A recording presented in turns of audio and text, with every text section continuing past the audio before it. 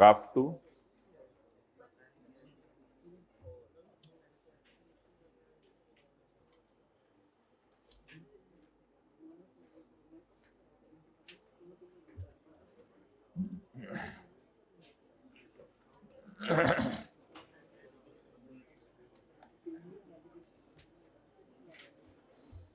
Past paper question number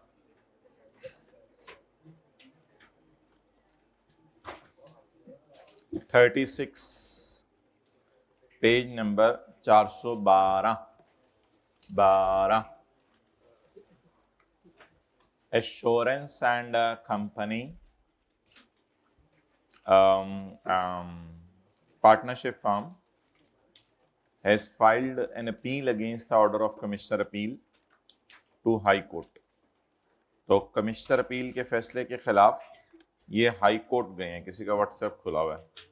commissioner appeal के फैसले के खिलाफ बात है। कमिश्नर अपील या एपलेट ट्रिब्यूनल के आपके फैसले से आपको अगर एतराज़ है तो आपको पता है आप हाई कोर्ट जाते हैं। कमिश्नर अपील के फैसले के खिलाफ एतराज़ है तो हाई कोर्ट जाते हैं, और एपलेट ट्रिब्यूनल के फैसले के खिलाफ एतराज़ है तो भी हाई कोर्ट जाते हैं।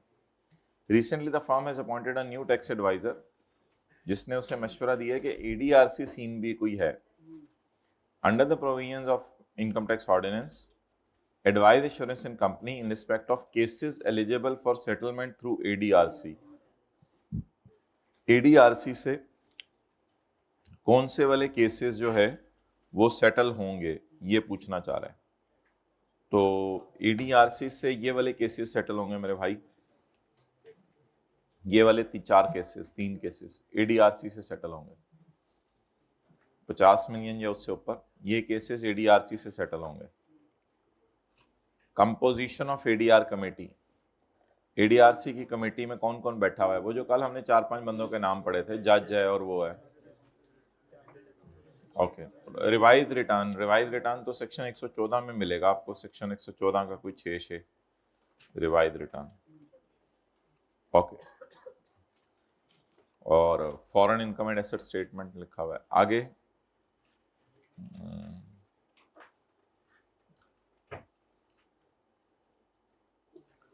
Gaffar Bakhsh responding to notice from commissioner के नोटिस को रिस्पॉन्ड कर रहा है। इसने सोचा है कि मैं अपना एक केस है उसकी ऑफर ऑफ सेटलमेंट पेश करने लगा हूं बिफोर असेसमेंट ओवरसाइट कमेटी। तो offer of settlement before assessment oversight committee, ये तो शायद आपको याद हो, ये इसकी बात कर रहा है। ये जो हमने यहां पढ़ी थी पेज नंबर 390 पे, ओवरसाइट कमेटी का लफ्ज लिखा हुआ है। ये ओवरसाइट कमेटी जाना चाह रहा है। इफ AOC, अगर असेसमेंट ओवरसाइट कमेटी रीचेज अ कॉन्सेंसस कि उसकी ऑफर को बदल दे, यानी उसने जो ऑफर की है उसको थोड़ा बहुत बदले, और गफ्फार बख्श, इसके कॉन्सिक्वेंसेस क्या होंगे? गफ्फार बख्श की पोजीशन क्या होगी? गफ्फार बख्श की पोजीशन क्या होगी अगर वो एग्री करता है फैसले से, अगर वो डिसएग्री करता है? अगर वो एग्री करता है तो फिर ये लिख के आना है, और अगर वो डिसएग्री करता है तो ये लिख के आना है। तो पॉइंट 3 और 4।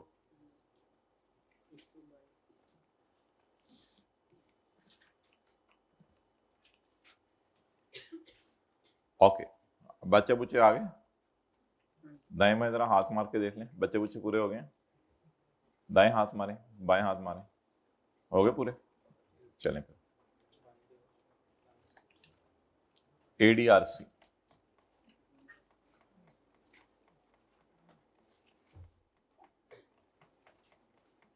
चौथा सफा, स्टेट ओन्ड एंटरप्राइज।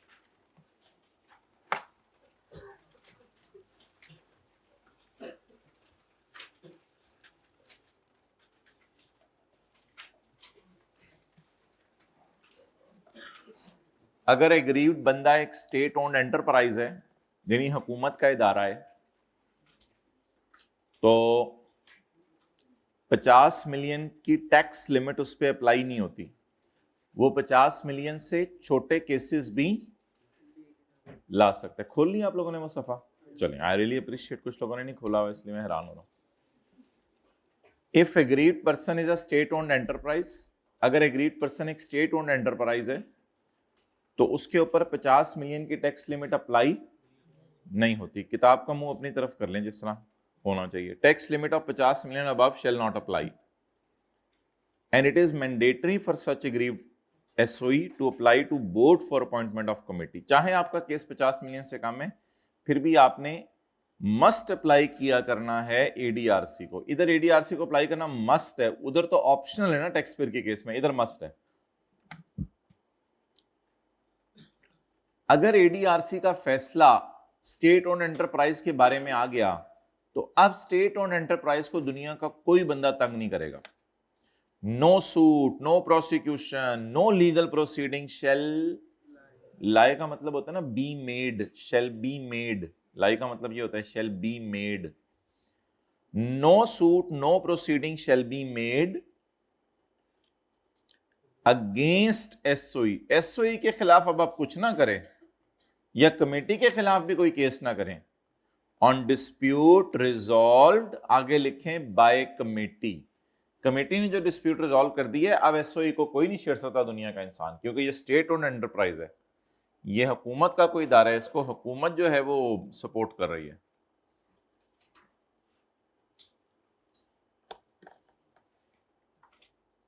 डन, आगे चलें। आगे क्या लिखा हुआ है? प्रोपोजिशन, यानी जब केस फाइल करने लगेंगे ना SOE तो एक सजेशन देगा, प्रोपोजिशन जैसे कल थी।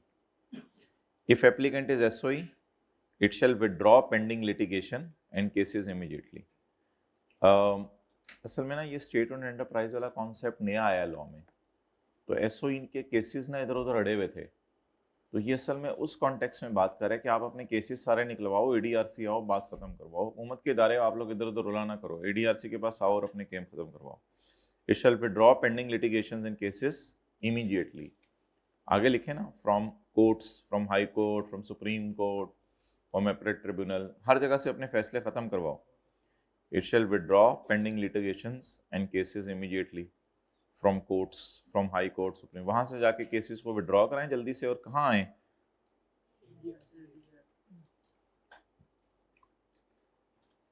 और आप एक और प्रोपोजिशन दें, SOE में file an appeal to the appellate tribunal or reference to high court or petition for leave to supreme court in case committee fails to decide। अगर कमेटी फैसला ना सुनाए फिर आप चले जाएं, कहीं भी कोई मसला नहीं।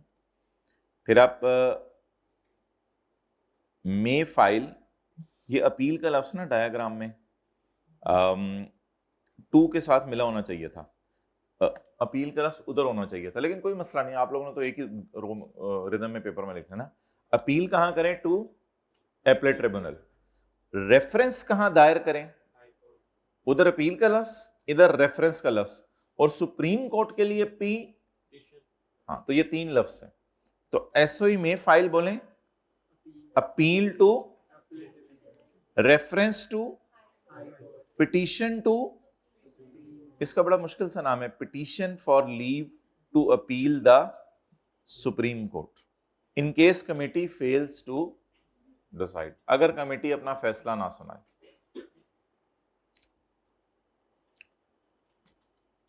तो SOE के बारे में भी और बाकी भी जरा 1 मिनट नजर मार लें सारा। तो ये 4 किस्म के केसेस हैं जो ADRC के पास जा सकते हैं। आपने जब एप्लीकेशन देनी है तो आपने मशवरा देना है कि मेरा केस में कितने पैसे बनेंगे, और आप वादा करेंगे, अंडरटेकिंग भी हाईलाइट होनी चाहिए थी। आप वादा करेंगे that applicant shall accept the decision of committee, कि मैं कमेटी का फैसला मानूंगा, और जैसे ही कमेटी का फैसला आएगा मैं हाई कोर्ट, सुप्रीम कोर्ट वगैरह जाके अपना केस क्या कर लूंगा? विड्रॉ कर लूंगा। बोर्ड आपके कहने पे आपके लिए 15 दिन में कमेटी बना देगा जिसमें फला फला लोग बैठे होंगे। कमेटी अब जब कमेटी बोर्ड बना देगा तो बोर्ड कमिश्नर को, एग्रीड पर्सन को और हाई कोर्ट, सुप्रीम कोर्ट या अपीलेट ट्रिब्यूनल जहां केस सड़ा हुआ है उनको बताएगा कि कमेटी बन, अब कमेटी अपना काम शुरू करेगी। अगर कमेटी ने अपना फैसला सुना दिया 45 दिन के अंदर या और 15 दिन में, तो कमेटी का फैसला कमिश्नर पे सिर्फ तब बाइंडिंग होगा जब टैक्स पेयर कोर्ट में जाके अपनी अपील विड्रॉ कर ले और कमिश्नर को बता दे मैंने अपील विड्रॉ कर ली। कमिश्नर को आपने एडीआरसी के फैसले के 60 दिन में बता देना है। और अब कमिश्नर भी जाके अपनी अपील विड्रॉ कर लेगा 30 दिनों में, यह भी जरूरी है। और अगर कमेटी फैसला ना सुनाए फिर तो आसान सी बातें, कमेटी तोड़ दो, मैटर डिसाइड करेगा अब कोर्ट ही। बोर्ड कमेटी का टूटना उन्हीं 3 लोगों को बता देगा जिनको कमेटी का बनना बताया था। और जब कमेटी टूट जाएगी तो कोर्ट फिर 90 दिनों में फैसला सुना देगा। टैक्स तो अब आपने पे करना है अगर कमेटी का फैसला आ गया। और कमेटी का फैसला प्रेसिडेंट नहीं है, इसको मिसाल नहीं बनाया जाएगा, ये समझ लें। प्रेसिडेंट का मतलब हम करें, इसको मिसाल नहीं बनाया जाएगा, यानी लोग मिसाल के तौर पे पेश नहीं करेंगे कि हमारे साथ ये हुआ था तो आइंदा बाकी लोगों के साथ भी यही करो। आप खुद भी इसको मिसाल नहीं यूज कर सकते अपने अगले सालों में, और बाकी लोग भी इसको कमेटी के फैसले को मिसाल के तौर पे यूज नहीं कर सकते। टैक्स रिकवरी रोक दी जाएगी जब तक के कमेटी का फैसला ना आ जाए या कमेटी टूट ना जाए, तब तक आपसे कोई टैक्स नहीं लेगा आके। Board will prescribe the remuneration, सबको रिम्यूनरेशन दी जाएगी, चीफ कमिश्नर के अलावा बोर्ड इस सेक्शन के रूल आएगा। अगर एसओई है तो एसओई 50 बिलियन से कम के केस भी लेके जाएगी, और लेके जाना मैंडेटरी है।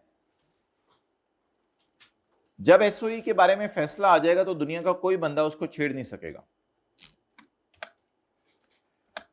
एसओई बताएगी कि मैंने कोर्ट से फैसला विड्रॉ कर लिया है, और अगर एसओई के खिलाफ के बारे में कमेटी फैसला ना सुना सकी, यानी उधर भी कमेटी टूट गई, तो फिर ऐसी सूरत में ये तीनों जगह जा सकती है। अपीलेट ट्रिब्यूनल भी जा सकती है, हाई कोर्ट भी जा सकती है, सुप्रीम कोर्ट भी जा सकती है।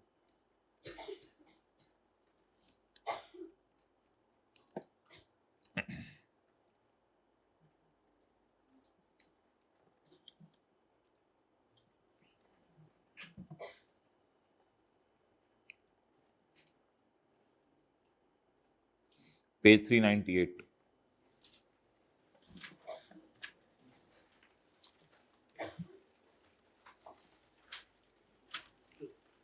वैसे तो ऐसा वहीं से याद कर लेना तो फिर भी काफी है, लेकिन छोटी छोटी यहाँ हेडिंग्स बनाई हुई हैं हमने, वो जरा देख लें। Agreed person will apply to, ये 3 केसेस आपने कहाँ अप्लाई करने हैं? बोर्ड में। ये 3 केसेस आपने कहाँ देने हैं? बोर्ड में। अगर क्रिमिनल प्रोसीडिंग शुरू हो गई हैं तो फिर आप बोर्ड में नहीं जा सकते। अगर क्रिमिनल प्रोसीडिंग शुरू हो गई हैं तो आप बोर्ड में नहीं जा सकते। अगर आप स्टेट ओन एंटरप्राइज हैं तो 50 मिलियन की लिमिट अप्लाई नहीं करती, आपके लिए मैंडेटरी है कि आप कमेटी बनवाएं, और जब कमेटी का फैसला आपके बारे में आ जाए तो दुनिया का कोई बंदा आपको छेड़ नहीं सकता। ओहो, ये तो मिसिंग है, इसको भी आप लोगों को याद करना पड़ेगा, ये तो हमारे नोट्स में नहीं है। तस्वीर खींचो। State owned enterprise is the same meaning as defined in state owned enterprise act. ये डेफिनेशन भी आ सकती है। स्टेट ओन एंटरप्राइज का मीनिंग है state owned enterprise as defined in act 2023।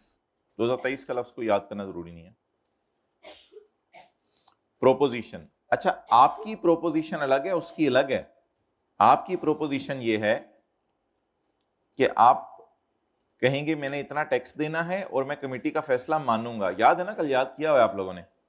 और अगर एसओई है तो वो अपने केसेस को विदड्रॉ करेगी और वो कहेगी कि अब केस का फैसला अगर फिर भी नहीं आ सका तो फिर वो कोर्ट्स में चली जाएगी। ये प्रोपोजिशन इसकी नहीं है, ये प्रोपोजिशन चौथी स्लाइड में, ये किसकी है? एसओई की। तो दोनों की प्रोपोजिशन, अगर प्रोपोजिशन पूछ ले तो दोनों की लिख के आइएगा। मतलब ये चैप्टर ये दिखाने का ये मकसद था कि पॉइंट 2 इस स्लाइड पे भी कवर हो रहा है, और पॉइंट 2 जाके देखें आप आखिरी वाली स्लाइड के ऊपर भी कवर हो रहा है। ये देखें पॉइंट 2, पॉइंट 1 भी दोनों जगह कवर हो रहा है। असल में एसओई के 2 ही पॉइंट है बस, 1 और 2। 1 कहाँ कैसे केस करना है, और 2 प्रोपोजिशन, बस। इसके अलावा एसओई का कहीं जिक्र नहीं है। तो बस ये एसओई 2 जगह फैली हुई थी, इसलिए मैंने बताया पेपर में अगर खाली प्रोपोजिशन का सवाल आ जाए कि प्रोपोजिशन के बारे में आप क्या जानते हैं, तो वो फिर पूरा लिख के आइएगा, एसओई के बारे में भी लिख के आइएगा, इसके बारे में भी लिख के आइएगा। आगे तो भाई कुछ भी नहीं है, 15 दिन में कमेटी बनेगी। कमेटी का बनना कितने लोगों को बताया जाएगा? 3 लोगों को बताया जाएगा। कमेटी केस को सुनेगी और 45 दिन में फैसला सुनाएगी। 45 दिन में फैसला सुनाएगी, ये पॉइंट 5 है। उसके बाद कमेटी का फैसला जो है प्रेसिडेंट के तौर पे नहीं लिया जाएगा। कमेटी जब सुनेगी तो रिकवरी टैक्स की रोक दी जाएगी। कमेटी का फैसला बाइंडिंग है, हाँ कमेटी का फैसला कमिश्नर के ऊपर बाइंडिंग है अगर ये सारी बातें पूरी हो जाए। जब कमेटी का फैसला आ जाए तो आप कोर्ट में जाएं और अपनी अपील विड्रॉ कर ले, कमिश्नर भी 30 दिनों में अपील विड्रॉ कर ले। टैक्स पेमेंट अब आप कर दें क्योंकि केस खत्म हो गया है। अगर कमेटी फैसला ना सुनाए इसको तोड़ दें, कमेटी के तोड़ने का 3 लोगों को बता दें और डिसीजन बाय एपेलेट अथॉरिटी, अब एपेलेट अथॉरिटी 90 दिन में अपना फैसला सुना दे, इन लोगों को तनख्वाह दी जाएगी। तो ये छोटी छोटी हेडिंग्स हैं जिनमें से सवाल बन सकते हैं, तो इनको भी तसल्ली से एक दफा देख लीजिएगा। बर्डन ऑफ प्रूफ, अगर आपने अपील की है तो ये आपने ही साबित करना है कि आप सही हैं, कोई और दुनिया का बंदा आके साबित नहीं करेगा। If tax payer files an appeal it is the liability of tax payer, तो ये आप ही की जिम्मेदारी है कि आप साबित करें आके। In case of an assessment order, अगर आप 121(22) के खिलाफ जा रहे हैं कि 121(22) does not correctly reflect my tax liability, आप आगे साबित करें कि ये जो सेक्शन 121 आया ये मेरा नहीं है, टैक्स ये जो जुल्म किया है मेरे साथ, आप ही जाके साबित करें। साबित करने का बोझ किसके ऊपर होना चाहिए वैसे? Burden of proof tax payer के ऊपर, साबित करने का बोझ, क्योंकि वही कह रहा है ना कि ये गलत हुआ है मेरे साथ। और अदर केसेस जिसमें आपको नॉन रेजिडेंट का रिप्रेजेंटेटिव करार दे दिया, तो आप साबित करें कि द डिसीजन किसका? Of commissioner is erroneous. आप साबित कर दें कमिश्नर ने गलत फैसला सुनाया, मैं नहीं हूं नॉन रेजिडेंट रिप्रेजेंटेटिव। तो 1-2 नंबर का सवाल आ सकता है पेपर में कि बर्डन ऑफ प्रूफ क्या है, तो बता दें जी साबित करने का बोझ किसके ऊपर होगा? टैक्स पेयर के ऊपर।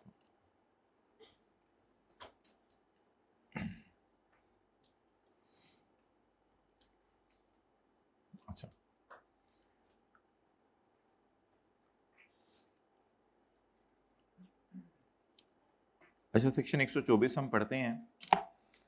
आप हजरात जो है वो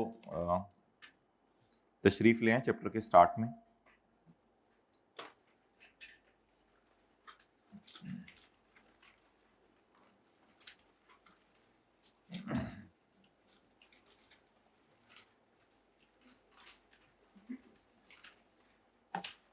The following persons are required to furnish a return of income for a tax year. इन लोगों ने रिटर्न ऑफ इनकम जमा करवानी है, ठीक है।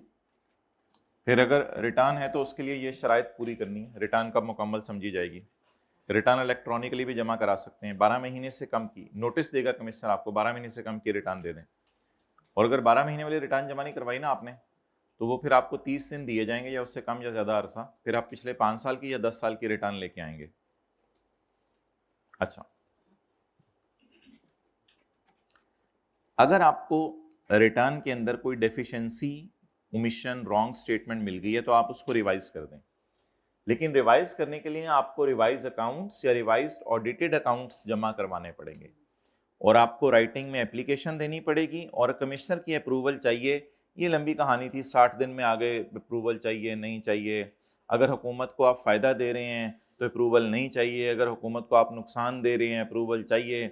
असल में ये था कि आप 60 दिनों में आ जाएं तो आपको अप्रूवल नहीं चाहिए, अगर आप 60 दिनों के बाद आए और हुकूमत को नुकसान दे रहे हैं तो अप्रूवल चाहिए, और अगर हुकूमत को फ़ायदा दे रहे हैं तो अप्रूवल नहीं चाहिए। बस इस तरह की बातें लिखी हुई थी।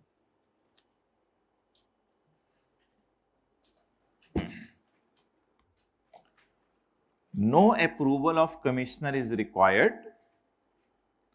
अगर इनकम आप ज्यादा करके ला रहे हैं या लॉस कम करके ला रहे हैं। Then determined under original return, मैंने आपको लिखवा दिया था then determined under original return.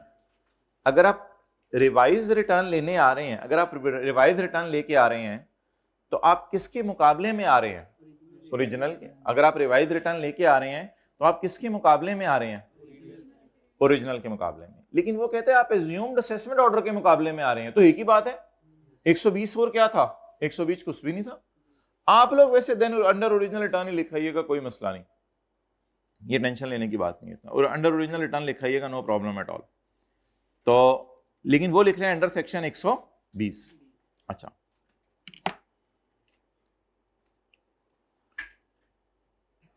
कहते हैं एक बात याद रखो, आप रिटर्न कभी भी रिवाइज करने आ सकते हो, मैं आपको खुली छूट दे रहा हूं। हमने आपका ऑडिट करके आपकी अमेंडमेंट ऑफ असेसमेंट कर दी और हमने कहा आपकी इनकम 20 लाख नहीं 32 लाख है। याद है वो फिगर्स? आपकी इनकम 20 लाख नहीं 32 लाख है। हम अमेंडमेंट ऑफ असेसमेंट करके घर चले गए। आपको ख्याल आया कि नहीं यार मेरी इनकम 32 तो नहीं, मेरी 42 है, आप आ जाए, कोई मसला नहीं। हमने आपकी बेस्ट जजमेंट की, आपको ख्याल आया उससे भी ज्यादा आपकी इनकम बनती, आप आ जाए।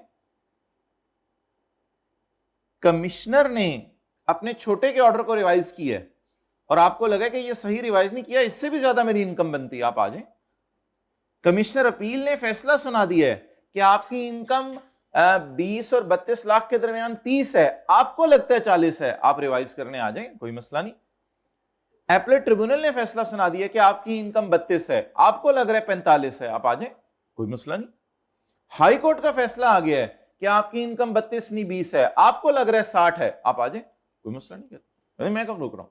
कहता है रिटर्न जब मर्जी रिवाइज करने आया करो। रिटर्न कोर्ट के फैसलों के बाद ये फैसले होते हैं किसके? एडमिन अथॉरिटीज के, और ये फैसले होते हैं एपलेट अथॉरिटीज के। ये फैसले कौन से हैं? 121, 122, 122 से एडमिन अथॉरिटीज के। आपको पता है कमिश्नर भेजते हैं बेस्ट जजमेंट, कमिश्नर भेजते हैं अमेंडेड असेसमेंट, कमिश्नर अपने छोटे के ऑर्डर को रिवाइज करता है। ये तो कमिश्नर अपील का फैसला है, ये तो जो है वो एपलेट ट्रिब्यूनल का फैसला है, ये तो हाई कोर्ट का फैसला है। इनके फैसलों के बाद भी अगर आपने इनकम ज्यादा करनी है तो आ जाए, कहते हैं कोई मसला नहीं, मैं कौन सा मना कर रहा हूं आपको। Taxable income in revise return is greater than the income determined in previous order issued by tax और एपलेट अथॉरिटी। टैक्स अथॉरिटीज कौन सी हैं? ये, और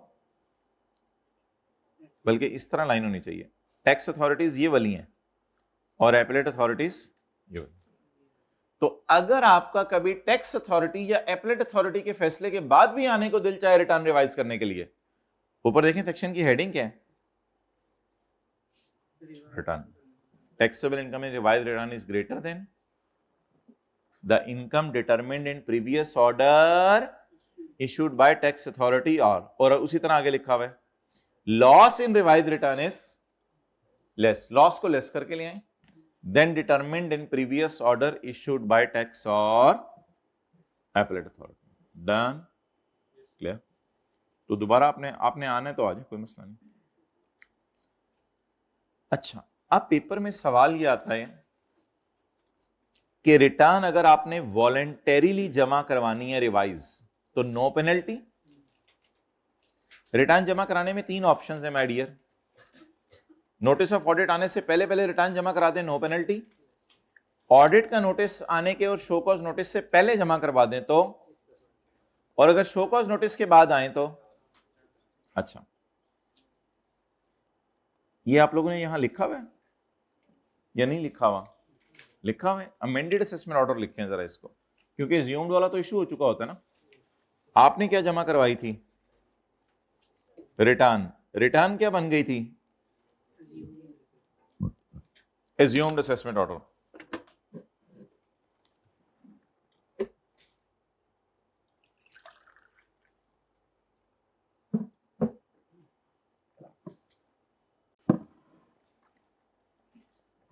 ठीक है जी, चलें।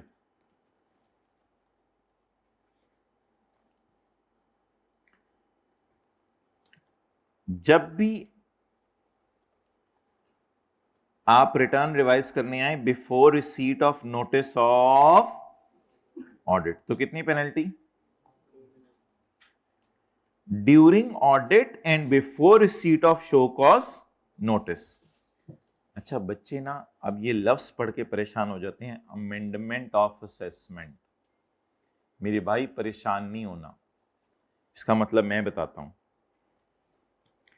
During audit and before receipt of show cause notice for amendment of show cause notice आ रहा है for amendment of assessment. Amendment नहीं हुई अभी, मैं तुम्हें बार्किंग कर रहा हूं बाइटिंग के लिए, बाइट तो नहीं अभी की। During audit and before show cause notice. Show cause notice क्यों आता है? For amendment of assessment. After issuance of show cause, show cause notice आने के बाद अगर आप आए, शो कॉज नोटिस आता क्यों है? सॉरी यहां से ब्रैकेट होनी चाहिए थी। शो कॉज नोटिस आता क्यों है? For amendment of assessment. बच्चे ये लाइनें समझ के पढ़ के समझते हैं कि फॉर का मतलब है कि अमेंडमेंट ऑफ असेसमेंट हो गई है। मेरे भाई अमेंडमेंट ऑफ असेसमेंट नहीं हुई। तो लफ्ज इसने क्या लिखा हुआ है? For amendment of assessment. Show cause no, असल में ये ब्रैकेट को आप लोगों ने अलग याद करना है, कॉन्सेप्ट ब्रैकेट के बाहर है। During audit but before show cause notice, after show cause notice. Done.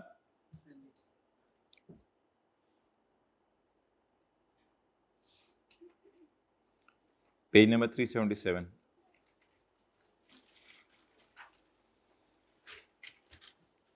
अच्छा ये एक कॉन्ट्राडिक्शन है दो लाइनों में। वेल स्टेटमेंट रिवाइज की जा सकती है within 5 years from the date of filing of return. Return file करने के 5 साल के अंदर वेल स्टेटमेंट जमा करवाई जा सकती है। रिटर्न फाइल करने के कितने साल में? 5 साल में वेल स्टेटमेंट रिवाइज की जा सकती है। वेल स्टेटमेंट आपने फाइल की 30/9/18 को, इसको रिवाइज कर सकते हैं 30/9/23 तक। लेकिन ऊपर वाला लाइन कहती है जो मैंने आपको पढ़ाई नहीं भी, रिवीजन कैन बी मेड। नीचे भी लिखा हुआ है कैन बी रिवाइज, ऊपर भी लिखा हुआ है रिवीजन कैन बी मेड। एक ही बात है। Revision can be made before receipt of notice for amendment in, before receipt of show cause notice. Show cause notice क्यों आता है अभी मैंने बताया, फॉर अमेंडमेंट इन असेसमेंट। अब देयर इज अ कॉन्ट्राडिक्शन। एक जगह लॉ कह रहा है कि 5 साल के अंदर अंदर आप क्या कर सकते हो, ये कर क्या रहे हैं इसमें, वेल स्टेटमेंट जमा कर दी है, उसको रिवाइज करना है। एक जगह कह रहा है वेल स्टेटमेंट को कितने अरसे में रिवाइज कर सकते हो, 5 साल में। और दूसरी जगह क्या कह रहा है कि वेल स्टेटमेंट को रिवाइज कर सकते हो बिफोर शो कॉज नोटिस। अब आपसे तो इतना ही सवाल आएगा, आप लोग पेपर में अगर कोई सवाल आया तो इसी को चला दीजिएगा, इतना ज्यादा नहीं है। लेकिन अगर खुदा ना खासा कोई ऐसे बहुत ही टेक्निकल किस्म का सवाल आ गया तो फिर ऐसे कर लें, जब लॉ में खामोशी हो तो हम फायदा उठाते हैं इन दोनों में से फिर लेटर कर लें। यानी अगर ये 2 डेट्स आपको दे दे और पूछे कब रिवाइज करें तो कहिएगा दोनों में से जो डेट लेटर है। तो थ्योरी का सवाल है फिर तो लेटर शेटर का नाम ना लिखिएगा, क्योंकि लॉ मेकर ने भी नहीं लेटर का नाम लिखा हुआ है, लेकिन लोग बनाते हैं, इससे लॉ बनाते हुए गलती हो गई है। तो असूली तौर पे बता दें, वैसे जनरल रूल क्या है, कितने अरसे के अंदर वेल्थ स्टेटमेंट रिवाइज कर दें, 5 साल में। 5 साल में। लेकिन अगर 5 साल कहां से गिनने शुरू करने हैं, ये इंपॉर्टेंट है। From the date of filing, from the end of financial year नहीं गिनने हैं, इसलिए मैंने 30/9/23 लिखवाई हुई है। या शो कॉज नोटिस आ गया, whichever is later. Show cause notice तो की तारीख पेपर में ही देगा, वो मैं क्या लिख पाऊंगा आपको। तो या शो कॉज नोटिस आ जाए या 5 साल पूरे हो जाए, विच एवर इज लेटर। इसमें आपने क्या करना है बोले, वेल स्टेटमेंट को रिवाइज कर देना। अच्छा, नोटिस ऑफ डिसकंटिन्यूड बिजनेस में आखिरी लाइन थी, a return furnished here will be treated as assumed assess. जाहिर बात है इस सेक्शन वाली भी रिटर्न एज्यूम्ड असेस है, और क्या है एज्यूम्ड असेस। तो रिटर्न तो जमा करा दे, तो जमा कराते ही बोले क्या बन जाती है, एज्यूम्ड असेस्ड, ठीक है।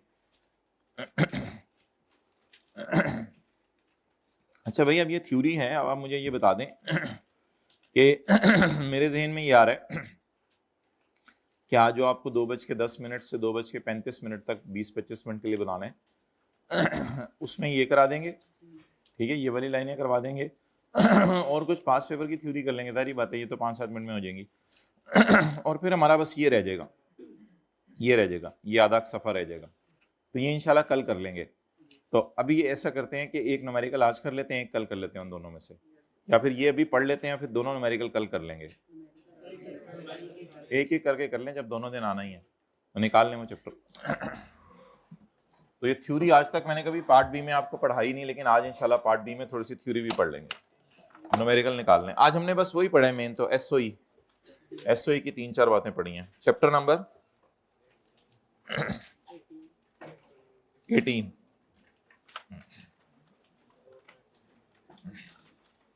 पहले ये वाला कर लें आज जरा, क्वेश्चन 51।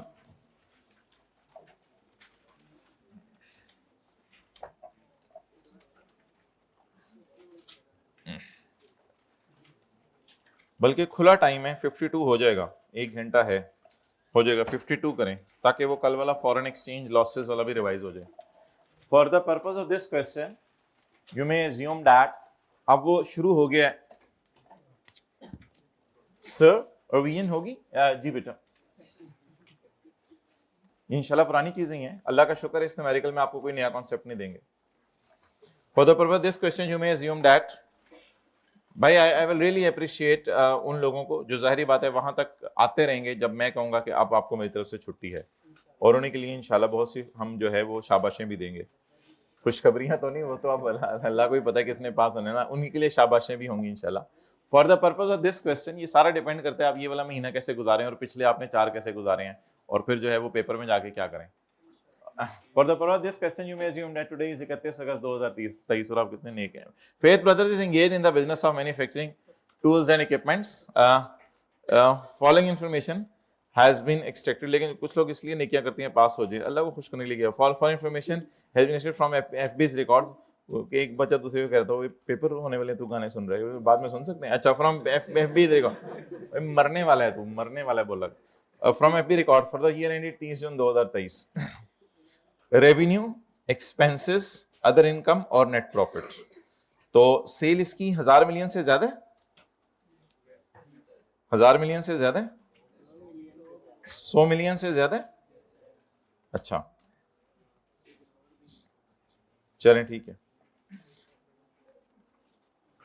मिनिमम टैक्स कब लगाना है? जब सेल 100 मिलियन से ज्यादा हो। चलें जी, let's start. Revenue, expenses, other income, profit. Profit कितना है?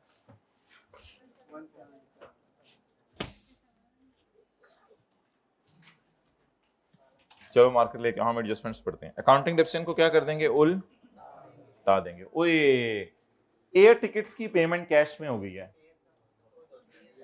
बता देना, रिवीजन करा रहा हूं आपको, बताएं ना। हो सकती है, क्योंकि हमने सेक्शन 21 के एल में पढ़ा था कि ये वाली पेमेंट्स कैश में पे हो सकती हैं। कौन कौन सी? बिजली के बिल, ट्रेवल, फेयर, ये सारा कैश में पे हो सकता है। 4 मिलियन आपने शिपिंग लाइन को जुर्माना पे किया है क्योंकि आपके कंटेनर ब्लॉक हो गए थे। इसके अलावा आपने कुछ और क्लाइंट्स को भी जुर्माना दिया है क्योंकि आपका प्लांट वगैरह बंद हो गया था, तो आपने उनको चीजें 2 हफ्ता लेट दी। तो ये 2 जुर्माने हैं। आपकी राय से क्या है? बड़ा टेक्निकल उसने फिक्रे बनाए हैं। दोनों अलाउड हैं। क्यों? दोनों गवर्नमेंट को पे नहीं हो रहे। चलें जी शुरू करें, बिस्मिल्लाह। वर्किंग वन,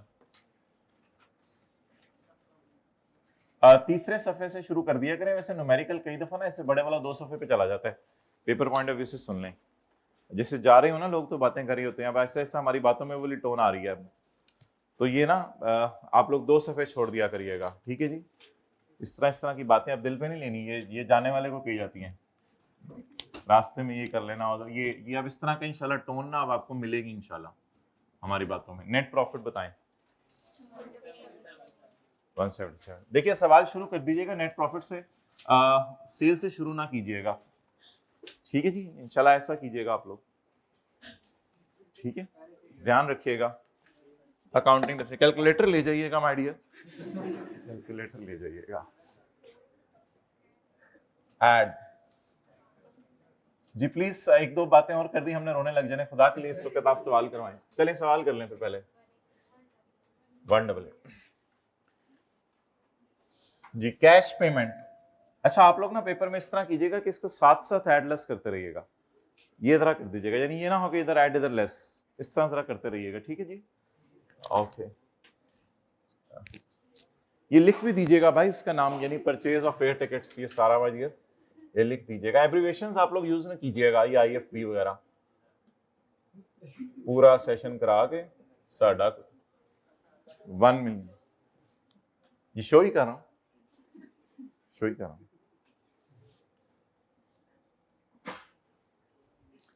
अच्छा ये जो खर्चे अलाउड होते हैं ना, इनको आप लोग लेस लिख के पेपर में कीजिएगा, ठीक है। Show less. डैमरेजेस स्पेलिंग ना वहां से देख लीजिएगा, ठीक है, खुद ना ट्राई कीजिएगा। कितने डैमरेजेस किधर आ रहे हैं, बस कर दिया, आंखों के आगे पानी आने लगा। अच्छा दूसरी फिगर भी लिख दीजिएगा, पेनल्टीज वाली।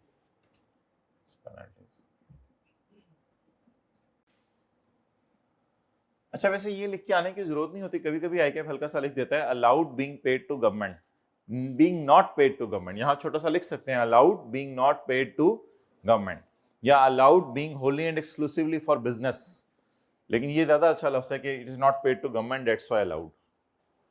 ओके, अच्छा इसका क्या करना है 50 मिलियन का, ये भी खर्चों में पड़ा है, जल्दी बताएं ना। वेल डन, ऐड करते हैं बस, ठीक है, ऐड करके इसको डेप्रिशिएट भी कर देते हैं सर, उल्टा के भी डेप्रिशिएट कर देते हैं, तो फिर ऐड कर दें खाली। बिल डिंग नहीं, ऐड करेंगे फिगर,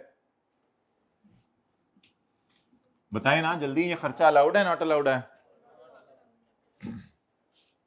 कैपिटल एक्सपेंडिचर। आगे चलें।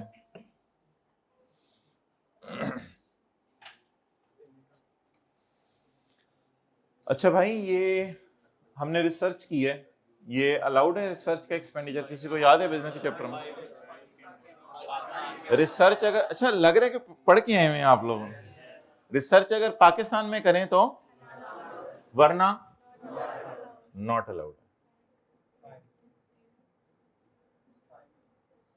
रिसर्च UAE वाली 5,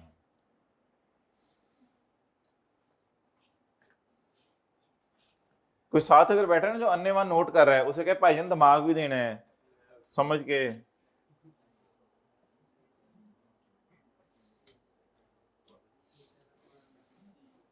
अच्छा जी, फॉरेन एक्सचेंज लॉस आया है, याद रखिएगा अकाउंटिंग वालों ने फॉरेन एक्सचेंज लॉस डाला हुआ है एक्सपेंसेस में। टैक्स वाले खुद फॉरेन एक्सचेंज लॉस निकालेंगे, ये वाला नहीं, ये अकाउंटिंग वालों का, पता नहीं उन्होंने कैसे निकाला। टैक्स वाले खुद निकालेंगे एक्सचेंज लॉस, और अगर ये लॉस किसी ऐसे लोन पर आया है जो लोन एसेट खरीदने में इस्तेमाल हुआ है, तो फिर उस एक्सचेंज लॉस को एसेट की कॉस्ट में ऐड करेंगे और गेन को एसेट की कॉस्ट से।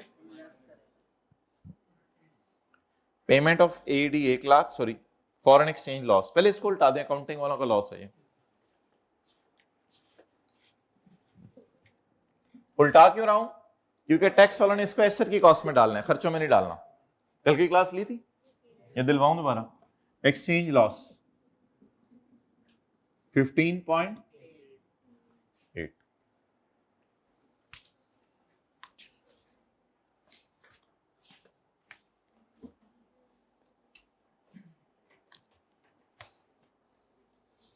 अपना ध्यान रखिएगा आप लोग। अच्छा कहीं से निकल रहे होते हैं ना, अगला कहता है अपना ध्यान रखिएगा, तो लगता है कि ऐसी सर फारग नहीं रख रहे, नहीं अगला तो वेल विशेस में कह रहा होता ना मतलब। अच्छा जी, this liability arrows on 1 January 22,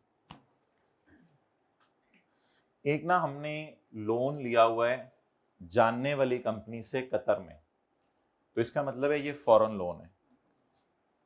this liability, छोड़ दे मोबाइल जरा, जरूरी बात है, सीए करेंगे। दिस लायबिलिटी अरोज, ये लायबिलिटी आई है यकम जनवरी 22 को। माय डियर बहुत पुरानी लायबिलिटी है, हम तो 30-23 का साल है ना, तो ये लायबिलिटी 1.5 साल पहले आई है। लायबिलिटी कितने साल पहले आई है?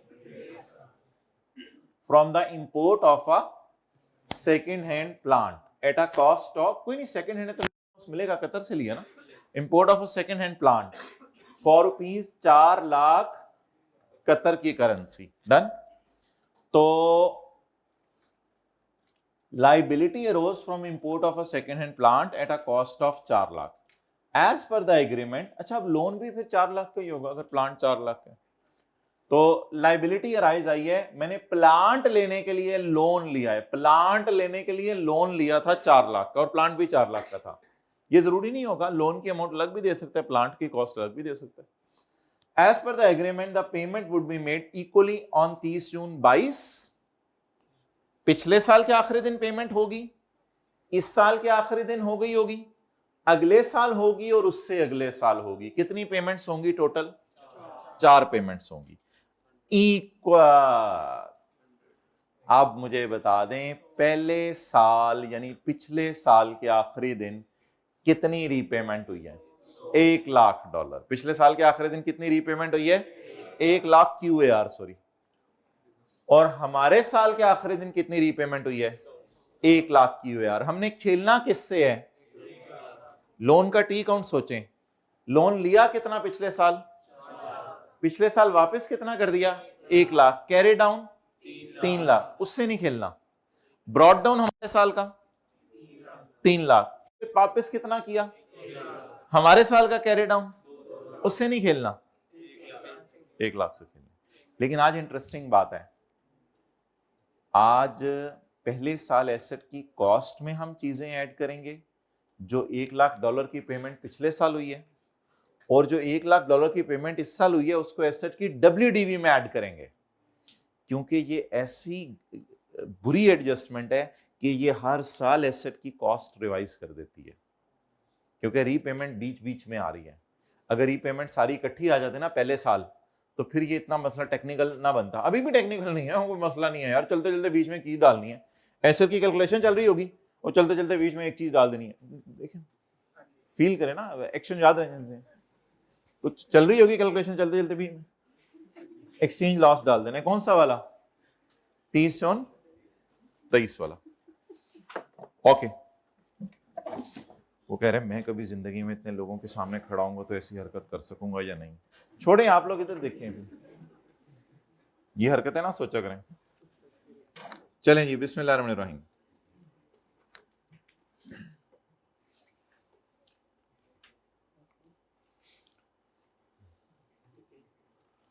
बताएं जी, एसेट की कॉस्ट बताएं माय डियर, मेरे बबलू भालू टिंकू शिंकू पिंकू, एसेट की कॉस्ट बताएं।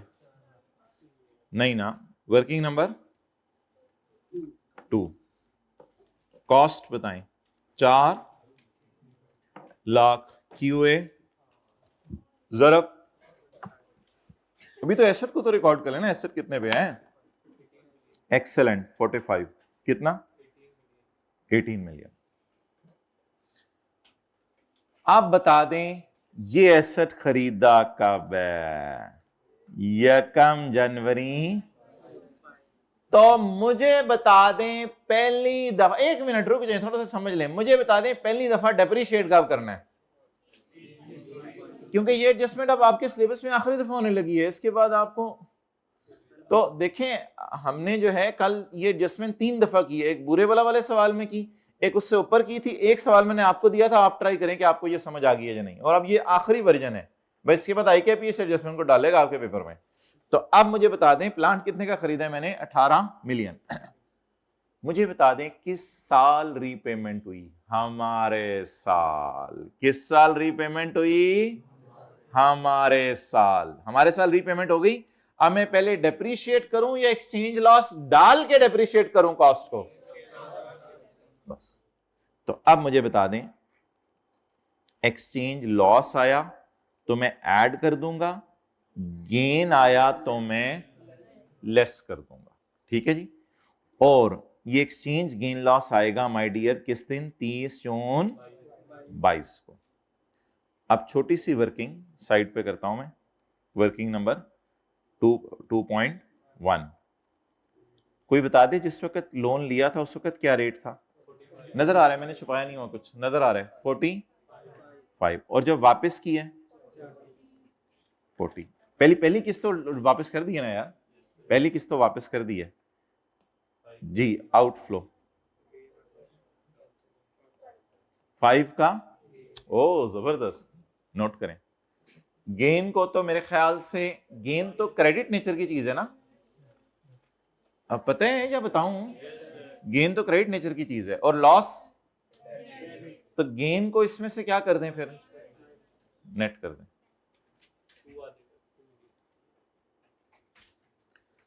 अब कोई बच्चा अच्छा सा बताए ये गेन किस दिन आया है?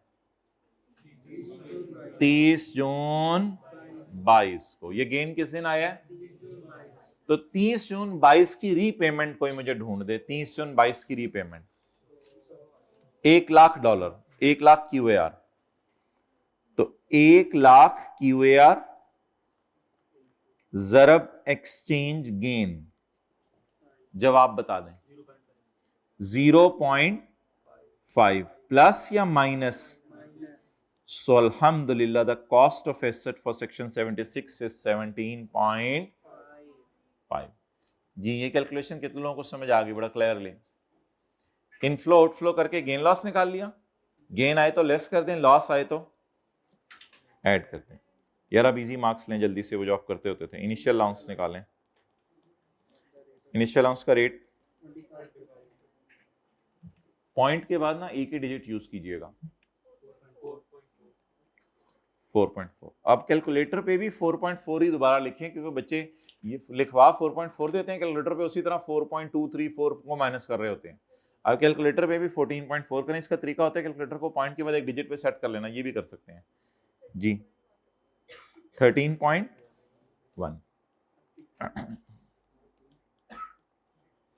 आप बोलें टैक्स वालों की डिप्रिसिएशन, बिल्डिंग के लिए 10, कंप्यूटर के लिए 30, बाकी सब के लिए 15%। जी माय डियर, कितना? 2, 11.1।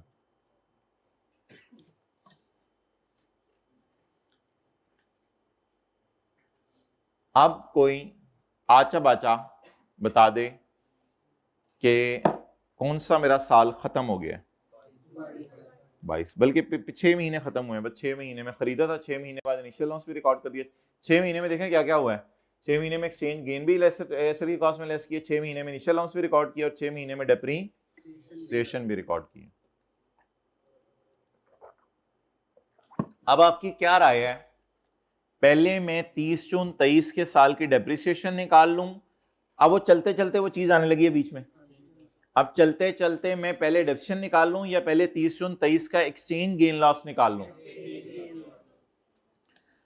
अच्छा, अब गलती नहीं करनी, इनफ्लो को 40 नहीं ले लेना कि 40 और 79 को कंपेयर करना है, ये वही है, ये 45। और इनफ्लो जब लोन लिया था रेट क्या था, और जब वापस कर रहे हैं तो वर्किंग नंबर 2.2। जब लोन लिया था रेट क्या था, जब दूसरे वाला $1,00,000 वापस किया तो रेट क्या है? दूसरे वाला $1,00,000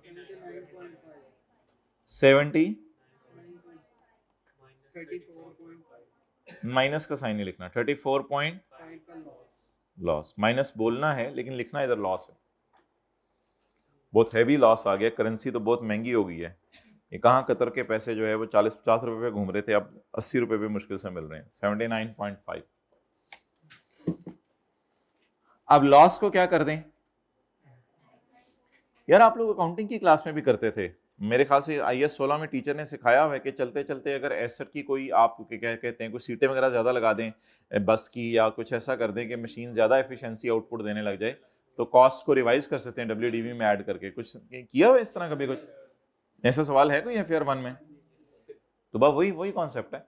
चलते चलते एसेट की कॉस्ट को छेड़ें जरा, आए जरा 2-4 लोग। ये बीवी किस दिन की है भाईजान? ये बीवी किस दिन की है? 30 जून 22 की। 30 जून 22 रात 12 बजे ये बीवी थी 11.1। अब मुझे डेप्रिसिएशन बता दें 30 जून 23 की। नहीं एक्सेलेंट नहीं।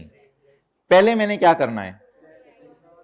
पहले मैं डालूंगा एक्सचेंज लॉस आ रहा है किस दिन आ रहा है?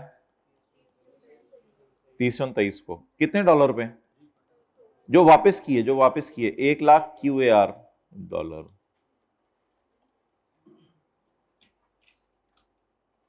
$1,00,000 QAR जरा, हाँ जी 3.5। इसको एसेट की कॉस्ट में क्या करूं? रिवाइज कॉस्ट निकालूं या डेप्रिसिएशन निकाल लूं? रिवाइज कॉस्ट निकालें 14.6। जी हाइब्रिड में तीसरी रो बिल्कुल अटेंटिव होके, थोड़ी देर में वरना नींद आ जानी है जी। Well done. Depreciation 30 June 23 14.6 into 2 point, ये देखिए हमने 1 को आपके कहने पे 2 बना दिया। क्या करना है बीवी को? कुछ भी नहीं करना। बीवी की जरूरत नहीं है राइट नाउ। इसकी बेस पे तो अगले साल की डिप्शन निकलनी है ना, तो इस बीवी को क्या करना है?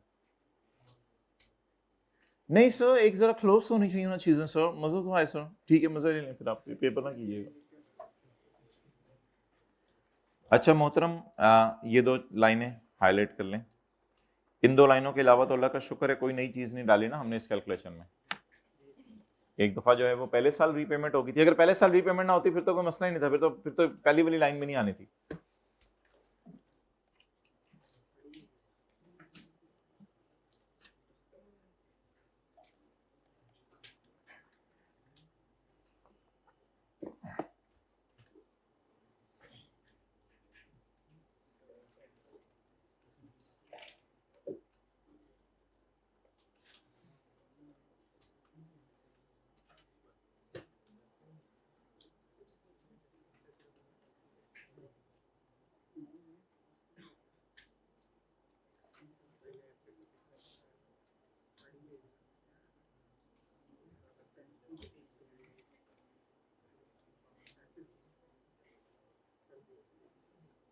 ओके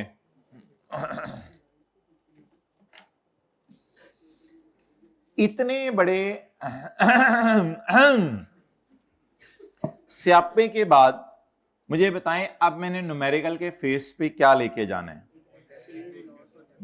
एक्सचेंज लॉस नहीं लेके जाना। ये एक्सचेंज लॉस टैक्स वालों की नजर में नहीं आया, ये एसेट की कॉस्ट में चला गया है। मैंने वो ऐसा ऐसा डेप्रिशिएट हो जाएगा। मैंने सिर्फ सवाल के मुंह पे कितना लेके जाना है? 2 पॉइंट। इतने बड़े स्यापे के बाद हम सवाल में लेके जा रहे हैं 2.2। क्या?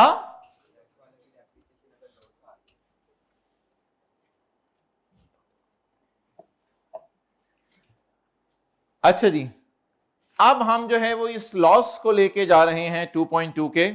तो इस लॉस की अब हम बात करने लगे हैं। ये लॉस जो डेप्रिसिएशन ये जो आ रही है 2.2 की, इस डेप्रिसिएशन को हमने क्या करना है? ये किनकी डेप्रिसिएशन है? टैक्स वालों की। मेरे भाई अकाउंटिंग वालों की डेप्रिसिएशन आप उल्टा चुके हैं। टैक्स वालों की डेप्रिसिएशन आपने क्या करनी है? माइनस। लेकिन भाई ने अभी जवाब दिया है कि टैक्स वालों के डेप्रिसिएशन को लिफाफे में डाल के रख लें, हो सकता है पुराने साल का लॉस आ रहा हो, पहले वो माइनस करना पड़े। तो आज के बाद न्यूमेरिकल्स में टैक्स वालों के डेप्रिसिएशन को लिफाफे में डाल के रखते रहे। वर्किंग 3 टैक्स वालों की depreciation, initial allowance amortisation current year वाली, करंट ईयर वाली खूबसूरत सा करके लिखें। वर्किंग 3, टैक्स वालों की डेप्रिसिएशन, टैक्स वालों का इनिशियल अलाउंस, टैक्स वालों की अमोर्टाइजेशन, करंट ईयर। असल में ना टैक्स वालों की, व्हाट ग्रेट शॉट, टैक्स वालों की डेप्रिसिएशन को शॉपर में डाल के रखते रहे ताकि एंड पे न्यूमेरिकल के उसको हम वो जो तरतीब है तीन चीजों की उस तरतीब से माइनस करें। लेकिन मेरे भाई प्लीज कोई बंदा ये ना कहे कि सर ये इनिशियल अलाउंस और ये वाली डिडक्शन भी लेके जाएं, ये पिछले साल की है, मुझे किस साल की चाहिए? हमारे साल की। टैक्स वालों की डेप्रिसिएशन बता दें प्लांट के ऊपर, वर्किंग नंबर 2, 2.2। चलें जी, इसको फिलहाल माइनस ना करें ना, कर लेंगे। हो सकता है पुराने साल का कोई लॉस पड़ा हो। इस वर्किंग को उठा के मैं साइड पे रख लूं, फ्यूचर में कभी यूज होगी, या डिलीट कर दूं बस? नहीं चले, अगले सेशन में यूज हो जाएगी, या उनको शुरू से करके दिखाएं। अच्छा, उनको ये ना कहीं पिछली दफा वालों को ये करा दी थी, बस ये इस तरह होती है। अच्छा ठीक है, मेहरबानी, बड़े तुसी। अच्छा जी, ऐसे डरा रहे होते हैं जूनियर, ओए चैप्टर 15 शुरू हो गया, ओए चैप्टर 15 रिटर्न असेसमेंट अपील शुरू करा छोड़े सर ने। ऐसे डरा रहे होते हैं लोग, जब चैप्टर करते हैं आप जैसे लोग, ये था, कहानियां छुपी हुई थी। अच्छा जी, पॉइंट नंबर 2, अदर इनकम कम प्राइस। कम प्राइस का मतलब क्या होता है? ये पढ़ा है या ये ही पढ़ा है? ये ही पढ़ा है। क्या पढ़ा है? 47।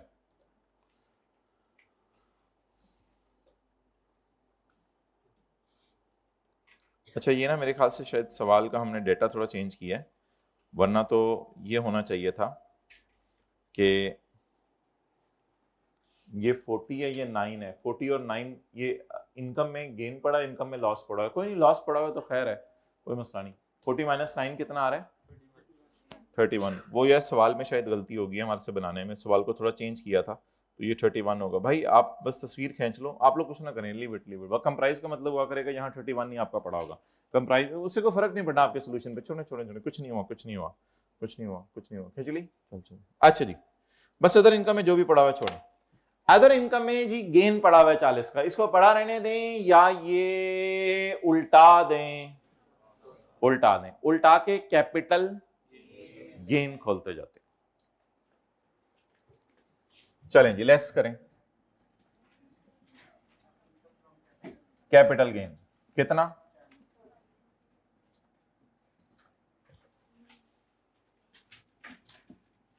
अदर इनकम से कैपिटल गेन उल्टा दिया।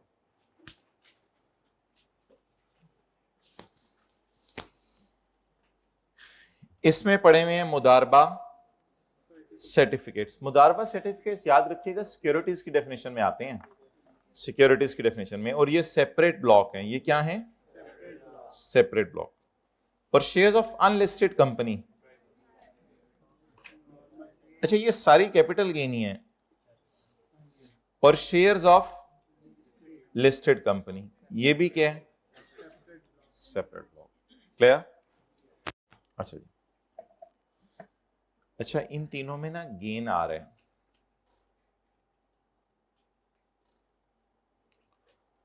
और ना पुराने लॉसेस भी आ रहे हैं, पुराने लॉसेस भी आ रहे हैं। फिलहाल इसको मिक्स करके ना देखें, एक चीज को निकाल के बाहर ले जाएं, 12 को, बाकी फिर 8 और 20 की मैं बात करता हूं।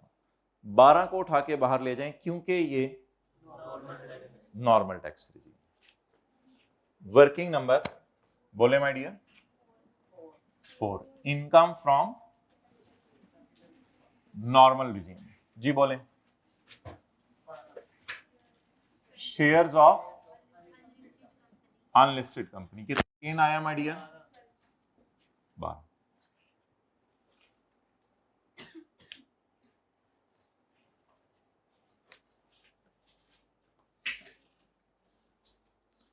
अच्छा, ये ना लॉसेस को कोई साथ साथ देखने की जरूरत नहीं। आप ये कहेंगे सर वही लॉसेस आप साथ साथ देख रहे हैं, वो रीडिंग टाइम में एकदम हमने पढ़ लिए होंगे। और दूसरी बात ये कि नॉर्मल रिजीम के लॉसेस को इंशाल्लाह एंड पे ही टैकल करना है, वो ओवरऑल टैकल कर लेंगे हम, उनकी टेंशन नहीं है। ये कोई सेपरेट ब्लॉक का लॉस है तो साथ सिक्योरिटीज का बस नजर मार जाइएगा ताकि वो साथ एडजस्ट हो जाए। बाकी को लॉसेस को साथ साथ देखने की जरूरत नहीं है। बाकी सारे लॉसेस पड़े इनको बिल्कुल लिफ्ट ना कराएं, एंड पे देखेंगे जब एक दफा हमारा पूरा सवाल का सटर डाटा खुल जाएगा तो इनको एंड पे देखेंगे। अभी एक लॉस बस मैंने देखे सिक्योरिटीज वाला। अब मुझे बता दें जी सिक्योरिटीज पे क्या आ रहा है, गेन, और इधर भी क्या आ रहा है, गेन। सिक्योरिटीज का 2019 का जो लॉस आया था वो कैरी फॉरवर्ड हो सकता है अगले 3 साल तक, 20, 21, 22। तो ये तो ऑलरेडी डेड हो चुका है 22 में। कितने 22 में हमने माइनस करने की कोशिश की होगी, लेकिन अगर 22 में भी माइनस नहीं हो सका तो अब 23 में अगर मैं माइनस करूंगा तो ये जो चौथे साल माइनस कर रहा हूंगा। 22 में डेड करने का मतलब ये नहीं होता कि 22 में माइनस नहीं करना। 22 में डेड करने का मतलब ये होता है कि 22 में माइनस करने की कोशिश करें, अगर नहीं माइनस हो सका 22 में तो 22 में डेड कर दें। आप बताएं ये कब डेड हो चुका है, ऑलरेडी 22 में, तो इसको इग्नोर कर दें। आगे चलें, सिक्योरिटीज के ऊपर और क्या आ रहा है, लॉस आ रहा है। कितना लॉस, ये किसका है 2000, ये कब तक कैरी फॉरवर्ड हो सकता है 21, 22, 23 में। तो बेहतर है लिस्टेड सिक्योरिटीज को लिस्टेड से ही माइनस कर लें बजाय कि मुदारबा से करें। इसमें कोई हार्ड एंड फास्ट नहीं है। ये लॉस असल में 6 का, इस 20 में से माइनस कर लें। वैसे यार एक चीज बताऊं, अगर ये 6 का है ना और इधर 4 रुपए पड़े होते और इधर 3 रुपए पड़े तो दोनों में से माइनस कर लेते, कोई मसला नहीं। क्योंकि देखें ना इनकी बरादरी का नाम क्या है, 37A सिक्योरिटीज है ना, 37A। ये भी प्राच्य हैं, ये भी प्राच्य है, ये भी प्राच्य है। जट को तो पहले ही हम साइड पे ले गए हैं। तो अगर इधर पड़ा होता 4, इधर पड़ा होता 3, तो टोटल कितना होता 7। तो 7 में से ये 6 माइनस कर देते, नो प्रॉब्लम। लेकिन फिलहाल अब वो 20 है तो 20 में से 6 जरा अच्छा लगेगा, माइनस कर देते हैं। दोनों जमा करके भी माइनस करते हैं, कोई मसला नहीं। अब मुझे बता दें सिक्योरिटीज पे क्या आ रहा है, नंबर 1 गेन, इन पे भी और इन पे लॉस आ रहा है, माइनस करते हैं। वर्किंग नंबर, एक दो लाइनें छोड़ दें इधर, वर्किंग नंबर 5 बोलें जी, इनकम फ्रॉम सेपरेट ब्लॉक। चलें जी, मुदारबा सर्टिफिकेट्स कितना 8, लिस्टेड कंपनी का गेन 20, इस 20 को इधर भी लिख सकते हैं आप 20, लेस ब्रॉट फॉरवर्ड लॉस 6। बाकी इसको फेस पे भी माइनस करना हो कर सकते हैं, कोई सिक्योरिटीज की तो टेंशन ही नहीं ना मुझे और आपको, क्योंकि सिक्योरिटीज तो वैसे ही सेपरेट ब्लॉक है, इनके लॉसेस का किसी और हेड से ताल्लुक ही, तो यहां माइनस करें, फेस में माइनस करें, जो मर्जी करें। सिक्योरिटीज में तो खुला खेलें, इसका तो किसी से ताल्लुक ही नहीं ना, जिसका किसी से ताल्लुक ही नहीं उसको जहां मर्जी खेलें उससे।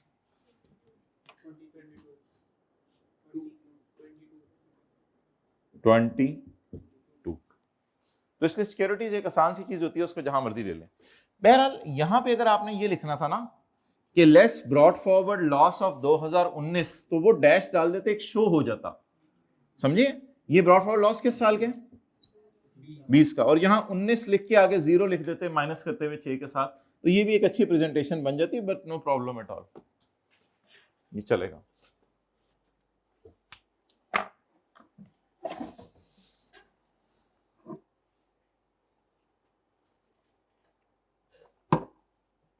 चलें जी, ये भाई एक दिन ना पार्ट बी में ये कॉन्सेप्ट बताया था, इसलिए आज मेन पार्ट में भी आपको ये कॉन्सेप्ट बता देते हैं। बिजनेस का एसेट अगर यूज होने से पहले डिस्ट्रॉय हो जाए तो उसको आपने कैपिटल गेन के चैप्टर में डालना है, नॉर्मल रिजीम। वजह यह है कि बिजनेस का एसेट जब डेप्रीशिएट होता है ना, तब सिर्फ बिजनेस के चैप्टर में आता है। अगर इस्तेमाल होने, डेप्रिशिएट होने से पहले डिस्ट्रॉय हो जाए, तबाह हो जाए, कुछ भी हो जाए, तो उसके बेचने को आपने कहां डालना है? Capital gain. तो लिखें, उर्दू में लिख लें ये बात एक दफा। कितने लोगों को याद है ये बात? लिखवाई हुई है पार्ट बी में एक दफा। ये जो पास पेपर का लेटेस्ट टर्म का सवाल आया था उसमें थी ये। बिजनेस का एसेट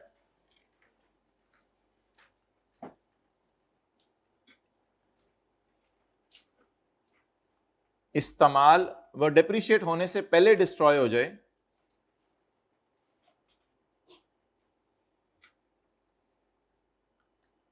बिजनेस का एसेट डेप्रिशिएट होने से पहले डिस्ट्रॉय हो जाए, तो कैपिटल गेन नॉर्मल रिजीम में डालना है।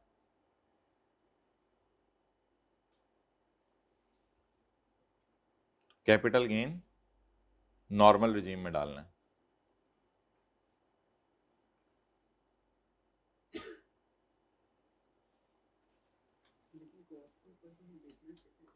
हाँ जी, हाँ हाँ, कॉस्ट बिजनेस के मुताबिक निकालेंगे। कॉस्ट निकालेंगे माय डियर सेक्शन 76 के मुताबिक, और section 76 is not the section of business chapter. ये मैंने आपको उधर बताया था, सेक्शन 74 था टैक्स ईयर, उसके बाद है 75 76। बिजनेस के सेक्शन तो सेक्शन 34 पे खत्म हो गए थे। A loss of 9 million in respect of an insurance claim. Insurance company से मैंने कोई क्लेम सेटल किया, मुझे उस पर लॉस आ गया। ये क्लेम मैंने लॉन्च किया था क्योंकि एक नई मशीनरी थी मेरी, वो शिपमेंट के दौरान ही अनफिट हो गई और वो डैमेज हो गई। आप बता दे, आमतौर पे तो मशीन अगर मैंने ली थी तो बिजनेस के लिए ही ली होगी, लेकिन इसका बेचना कहां ले जाए? अगर इसको बिजनेस में रखना होता ना तो फिर पड़ा रहने देते बस। कोई नहीं, अदर इनकम में लिखा हुआ है लॉस पड़ा हुआ है, अदर इनकम में लॉसेस प्लस के साइन साथ नहीं पड़े होते। अदर इनकम में अगर किसी ने गलती से लॉस डाल भी दिए ना तो अकाउंटिंग वाले ने गलती की है, हमारे एतबार से कोई मसला नहीं। अदर इनकम में लोग लॉसेस माइनस के साथ डाल देते हैं। अगर ये बिजनेस का लॉस होता तो पड़ा रहने देते, लेकिन ये क्या डिसाइड हो गया कि ये लॉस किसका है, तो इसको बिजनेस से निकाल कर बोलने कहां ले जाएं? बिजनेस से निकालने का तरीका बताएं। नेगेटिव लॉस पड़ा हुआ है, लॉस को उल्टाने का तरीका ऐड करेंगे।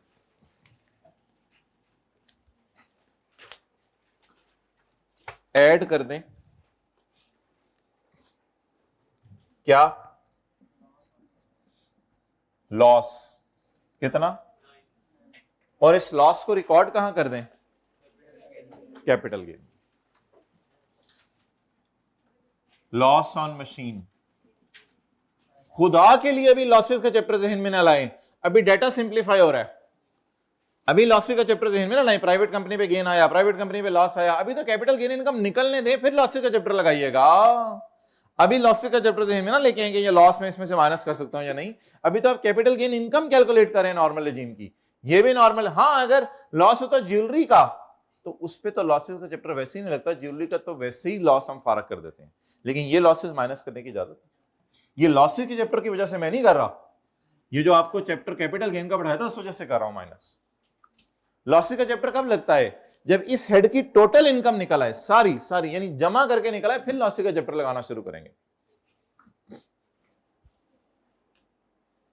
डन। तो अभी तक लॉसेस के चैप्टर का हमने कोई कॉन्सेप्ट नहीं पढ़ा, एक कॉन्सेप्ट भी नहीं पढ़ा। वो जो सिक्योरिटीज वाला है वो भी आपको कैपिटल गेन में पढ़ा दिया होता है कि 3 साल कैरी फॉरवर्ड हो सकता है। अभी तक लॉसेस का चैप्टर मैंने टच नहीं किया, 0% टच किया। हाँ, एक थोड़ी सी चीज टच की है लॉसेस के चैप्टर की, एक वर्किंग हमने अलग बना के रख ली हुई है। चलें जी, सवाल खत्म हुआ। टैक्स डेप्रिसिएशन आ रही है भाई। सेकेंड हैंड प्लांट के अलावा वो तो हमने बड़ी मेहनत से निकाल ली है, अब हमें साथ ना दिलाओ, निकाल ली हमने। टैक्स बड़ा रूले थे। Tax depreciation is 214 million. तो tax depreciation other owned asset, मतलब बताएं मेरी लाइन का। अदर ओन्ड एसेट्स भाई, बिजनेस में क्या सेकंड हैंड प्लांट होगा जो कतर से मंगवाया, या बिजनेस में फर्नीचर, बिल्डिंग्स वगैरह बड़ी हजारों चीजें होंगी, हजारों चीजें। उनकी डेप्रिसिएशन 214, इसकी 2 मिलियन बस। वो पता नहीं बिजनेस में कितनी चीजें होंगी, सैकड़ों एसेट होते हैं। ये कुर्सी हैं जिसपे आप बैठे हैं, जो बैठ जाती हैं, बता दें टोटल इशारिया 2। बिजनेस वाला भी कट लें यहां तक जी, 4.8 ये भी निकाल लें 3। हाँ जी, क्या 9 माइनस अदर इनकम में मैंने तो आपको बताया है, अदर इनकम में अगर हमारे अकाउंटेंट कभी लॉस डालते हैं तो नेगेटिव साइन के साथ ही डालते हैं, अदर इनकम में पॉजिटिव साइन के साथ नहीं डालते। अगर कोई पेपर में लिखा ना अदर इनकम में लॉस पड़ा हुआ है तो ये ना कहिएगा प्लस साइन के साथ पड़ा होगा, नेट ही हुआ होगा। तो अदर इनकम में लॉस, अच्छा मैं अक्सर कहता हूं फिर इसमें ये ना देखा करें कि ऊपर अदर इनकम लिखा हुआ है, वो फिर कंफ्यूजिंग हो जाता है ना। अदर इनकम में लॉस वैसे तो पड़ा ही नहीं होना चाहिए, वो कंफ्यूजिंग हो जाता है। फिर ऊपर ना देखें अदर इनकम में पड़ा हुआ है, बस ये देखें वो क्या है, लॉस। तो लॉसेस प्रॉफिट तक पहुंचते हुए क्या हो गए होते हैं, माइनस। अब इनको क्या कर दें, उल्टा दें। अच्छा, वी आर वेरी लकी कि हमारे साल में कोई लॉस नहीं आया, हमारे साल में कोई लॉस नहीं आया। वी आर वेरी लकी कि हमारे साल में कोई लॉस नहीं आया। बहरहाल पिछले साल अब देख लेते हैं, देख लें जी किस किस क्या क्या है।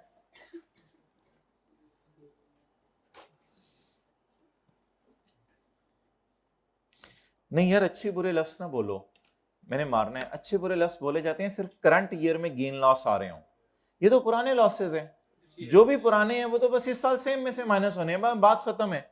अच्छे बुरे तो लफ्ज तब बोलते हैं जब करंट ईयर में काफी सारी चीजें आ रही हो। करंट ईयर में तो हमारे सारे ही प्रॉफिट्स आ रहे हैं। इनको भी मैंने अच्छा बुरा इसलिए नहीं लिखा क्योंकि करंट ईयर में लॉस ही नहीं आ रहा। मैंने नहीं लिखा ये अच्छी बात से, मैंने नहीं लिखा ये अच्छी बात से, मैं लिख सकता था। मैंने क्यों नहीं लिखा, क्योंकि इस साल में लॉस ही नहीं है।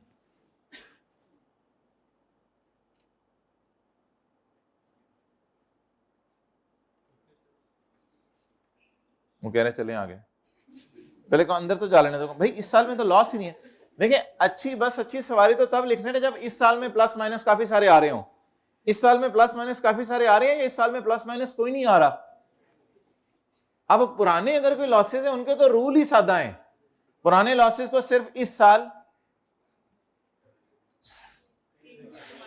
हाँ मैं पेपर में बैठा हूँ बोलूंगा आपको पता चल जाएगा, तो ये याद करने का तरीका। अच्छा, तो पुराने सालों के लॉसेज इस साल सिर्फ क्या करने हैं, सेम हेड में से। अच्छा, एक तो बिजनेस का लॉस आ रहा है 2021 का, इसको तो अभी 6 साल नहीं हुए, अल्लाह का शुक्र है। और एक स्पेक्यूलेशन का भी लॉस आ रहा है, और वही इस साल तो कोई स्पेकुलेशन का गेन ही नहीं, इस साल स्पेकुलेशन का गेन ही नहीं। Determine the amount of remaining unused losses along with the year up to which losses may be।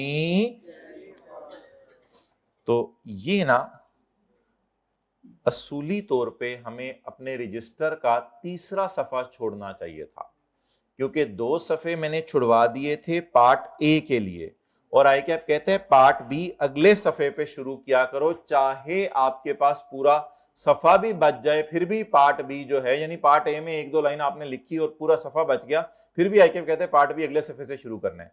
ये ना ध्यान रखिएगा आप लोग ना, पार्ट बी जब आप लोग पेपर आए ना अगले सफे से शुरू। अच्छा, तो पार्ट बी कहां से शुरू करना है, तो अब आप लोग ऑब्वियसली भी आपके पास तीसरा सफा खाली नहीं है, वर्किंग के बाद कोई सफा आप निकालेंगे वो फिर आपकी गलती है, आपको पहले सोचना चाहिए था।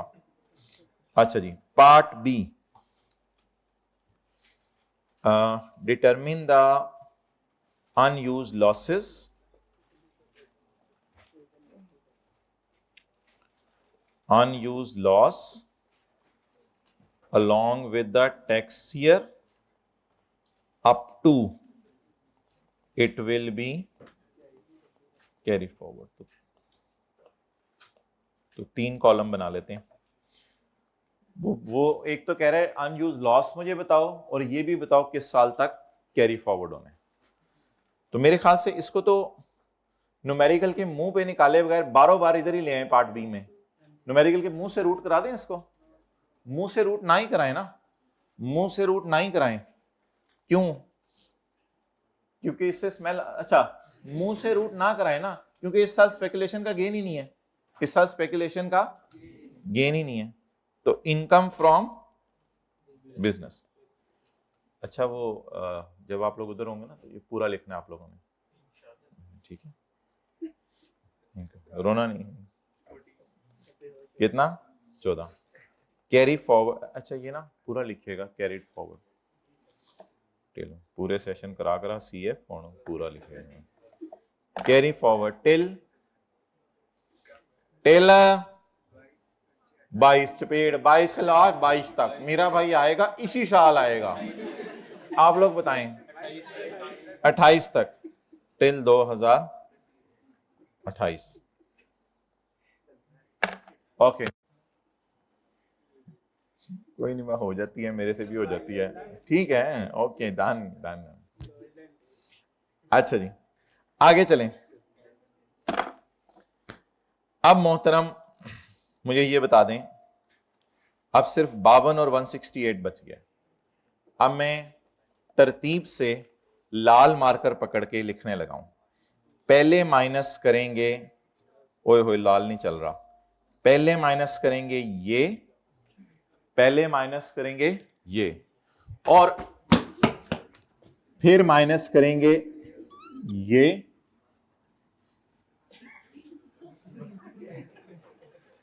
और फिर माइनस करेंगे ये तरतीब होगी। किसी को याद हो तो पहले क्या माइनस करना है? पुराने साल का, फिर हमारे साल की, फिर पुराने साल की। लेकिन अगर अमीरों का न्यूमेरिकल हुआ तो ये फिगर लोअर ऑफ करके, ये फिगर लोअर ऑफ करके। वो अमीरों का न्यूमेरिकल कैसे होगा ये भी बताऊंगा मैं। चलें जी, बस फायदा हो रहा है भाई आप लोगों को, आते रहिएगा जब तक हमारी तरफ से ऐलान ना हो जाए कि अब आप तशरीफ ले जाएं, तब तक आपने तशरीफ लाते रहना है। अच्छा ये बिजनेस का जो एडजस्टमेंट्स होती है ना एक दो, ये फेस की बजाय इधर ही कर दिया करें बिजनेस वाली, तो बाकी को सैलरी कैपिटल गेन को बिजनेस में माइनस करें, बिजनेस को कैपिटल गेन में, वो जो अच्छी बुरी बसें वो इधर कर दिया करें, लेकिन बिजनेस की ये जो एक दो एडजस्टमेंट होती हैं ये इधर ही कर दिया करें वर्किंग में। लेस ब्रॉट फॉरवर्ड लॉस किस साल का? 2000। भाई ये प्रॉफिट बिफोर डेप्रिसिएशन है, क्योंकि अभी तक टैक्स वालों की डिडक्शन माइनस नहीं की नहीं, इसलिए इस प्रॉफिट का क्या नाम है? बोले प्रॉफिट बिफोर डेप्रिसिएशन। सॉरी, ये प्रॉफिट है 2023 का before depreciation. Accounting deduction add कर दी उसको ना देखें, मैं कह रहा हूं अभी तक टैक्स डिडक्शन माइनस नहीं की। It is profit before deduction, इसमें से माइनस करें लॉस बिफोर डिडक्शन। लॉस के साथ लिखा नहीं हो तो बिफोर डिडक्शन तो बिफोर ही होगा। 52 कुछ जगह बच गई कितनी? 352.8। इस 352.8 में से आप लेस कर दें करंट ईयर की डेप्रिसिएशन, करंट ईयर की टैक्स वालों की डिडक्शन, इनिशियल अलाउंस और अमोर्टाइजेशन, सब कुछ। Depreciation, initial allowance, amortisation current year का सारा इस लिफाफे में डाला करना है। 216.2 माइनस कर दें 216.2, जवाब इसके आगे लिखें ग्रेटर देन 10 मिलियन। ये है ग्रेटर देन। कितने लोगों को ये बात याद है? बारिश हो रही थी उस दिन लेक्चर में, ये बात सुबह सुबह आते ही कराई थी। ये फिगर ग्रेटर है, टेल में वो चेक करने लग गया उस दिन बारिश हो रही थी। तो भाई इधर देख, this figure is greater than. जिन लोगों को ये बात याद नहीं है वो लोग आज सुन लें, इसमें कैसी बात है। मैंने कहा था पहले आपने ये लॉस, अच्छा मेरे पास माजरत इधर जगह नहीं थी, एंड वालों को भी नजर नहीं आता, इसलिए उधर जाना पड़ा। उधर जाना मुझे, मेरे दिल पे पत्थर था, लेकिन क्या करता, उधर चला गया मैं। पहले मैंने ये माइनस किया, फिर उसके बाद मैंने 216.2 में। अब अगर ये फिगर आ जाया करे ना ग्रेटर देन 10 मिलियन, तो आप लोगों ने फिर पुरानी डेप्रिसिएशन लोअर ऑफ करके माइनस करनी है। पुरानी डेप्रिसिएशन लेस पुरानी depreciation brought forward tax depreciation lower of करके एक्चुअल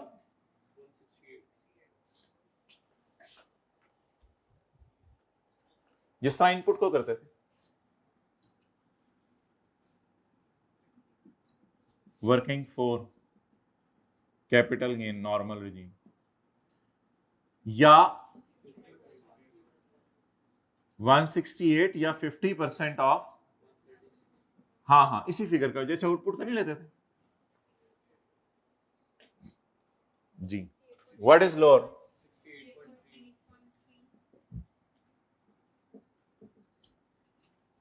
68.3।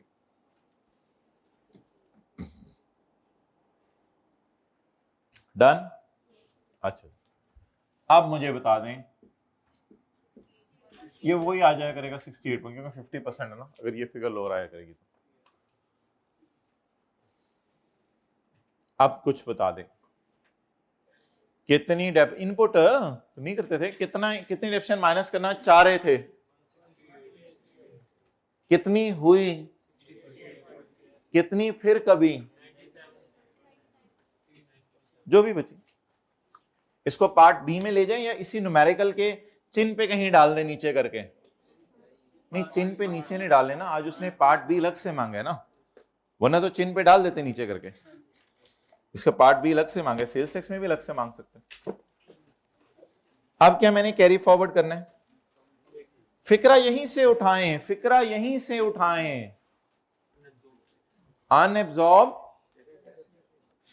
अनएब्जॉर्ब मींस पिछले सालों में एब्जॉर्ब नहीं हो सकी थी, हमारे साल भी नहीं हो सकी। अनएब्जॉर्ब टैक्स डेप्रिसिएशन, लॉस सारा माइनस हो गया भाईजान, शुक्र है, पुराने साल का लॉस सारा माइनस हो गया। ये देखें 52, इसकी टेंशन नहीं है अब मुझे। कितनी माइनस करना चाह रहे थे, कितनी माइनस हुई, किधर है किधर है, ऊपर किधर है, ये कितनी हुई माइनस, कितनी फिर कभी 90,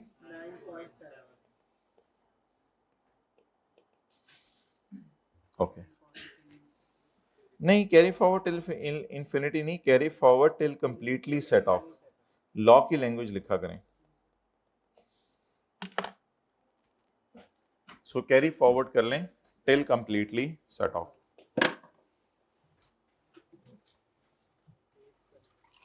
भाई हमारी तरफ से ऐलान हो गया, बोरिया बिस्तरा चुक्को और अपने हॉस्टल या घर वापस चले जाओ। उस ऐलान तक आप लोगों ने आते रहने, हमारी तरफ से ऐलान होगा, बोरिया बिस्तरा चुक्को थे, चलो इतों। ओके, नेक्स्ट न्यूमेरिकल का फेस रह गया। तो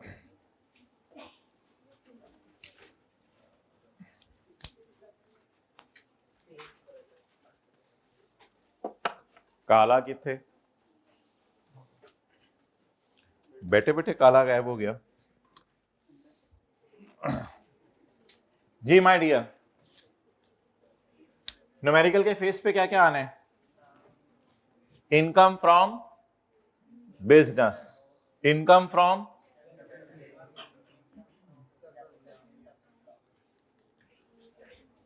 अब नाम वगैरह खुद लिख लीजिएगा, इनकम फ्रॉम बिजनेस, बोले माय डियर। ओ ये देखा इधर लेके जाने का नुकसान, कोई कह रहा था इनकम फ्रॉम बिजनेस, ये 68.3, ये वाला 68.3, ये साथ वाले को जरा फिक्रमंद करते रहा करेंगे, ऐसी कोई बात कर दे तो। Income from capital gain normal regime 3,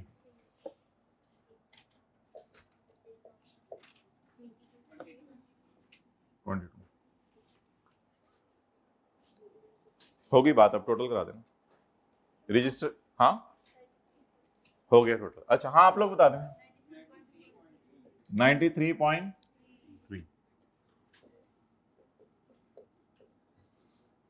ये शेखों में प्राचा नहीं लग रहा आपको, लग रहा है ना शेखों में प्राचा, इसको निकालें जरा, प्राचे निकल,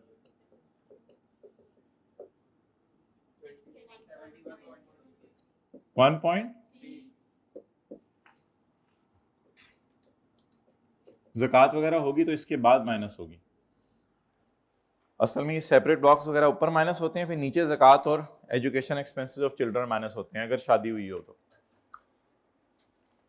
और बच्चे हुए हों तो, और पढ़ाई में डाल दिए हों तो, और 15 लाख से कम टैक्सेबल इनकम कमा रहे हो तो। रिवीजन हो रही है। अच्छा, टैक्सेबल इनकम 70, रिवीजन अब क्या क्या करा रहा हूं, चैप्टर 1 की रिवीजन, 2 की रिवीजन, 35 दिन और चाहिए फिर उसके लिए। अच्छा, 1-2 दिन पेपर के बाद तक पूरी इंशाल्लाह रिवीजन हो जाएगी। Taxable income, tax. अच्छा मोहतरम, टैक्स ना निकाल के अंदर वाले कॉलम में रख लें, क्योंकि हमने सेल का 1.25% भी लगाना है।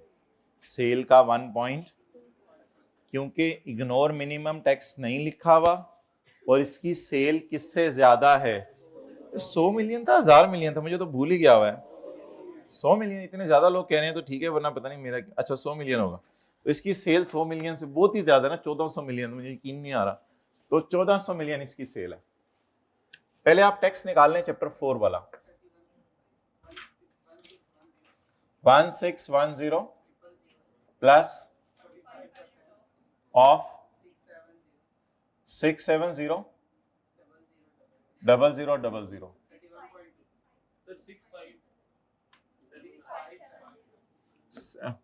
चुप रहा कर तू, 600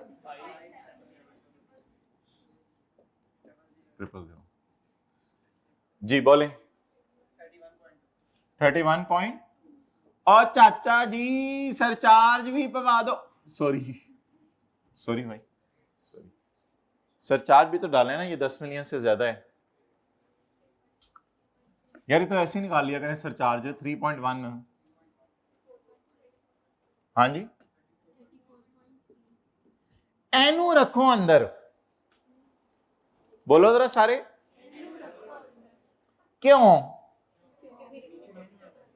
क्योंकि सेल का 1.25 पे भी लाना है ना, फिर देखना है कम से कम कितना देना है। हुण लाओ सेल दा 1.25, सॉरी, सेल फड़ो जाके, जरा 2-4 मुंडे आओ, सेल फड़िए, सेल फड़ी टैक्स कट के, सेल्स टैक्स कट के, सेल्स टैक्स तो एक्सक्लूडिंग सेल्स टैक्स अंग्रेज बोलते हैं, असी बोलने हैं सेल्स टैक्स काट के। सेल्स टैक्स पढ़ा ही नहीं हुआ इसमें, बोले जरा, पढ़े नहीं, आते रहे, बहुत कुछ है इंशाल्लाह, अभी बस सेल्स पकड़ ले। कितनी जी, रोहियन 1400, जरा 1.17 पॉइंट। अब कोई बंदा बताए कि ये कितने लेके आ रहा था और गवर्नमेंट ने क्या बोला। अच्छा एक बात याद रखिएगा, एक बात आज और सुन लें, अगर कोई ये चैरिटी या फॉरेन टैक्स रेट होता ना, तो वो 34 में से माइनस करके इसको 32 करना था, फिर कंपेयर करना था 17 से। ये बात याद रखिएगा, ये टैक्स रेट वगैरह माइनस करके आपने करना है, ठीक है। तो मैं ऐसे शो कर देता हूं साल के तौर पे, अगर कोई टैक्स क्रेडिट वगैरह है तो वो माइनस करके जो आया करेगा ना, समझ आ गई बात, अब उस फिगर को कंपेयर किया करना है सेल के 1.25%। सेल बता दे कितनी है इसका, 1.25%, 17 पॉइंट। आमतौर पे ना टैक्स हम आउटर कॉलम में ही निकाला करेंगे माय डियर, लेकिन अगर कभी सेल 100 मिलियन से और रिक्वायरमेंट में इग्नोर मिनिमम टैक्स लफ्ज ना लिखा हो तो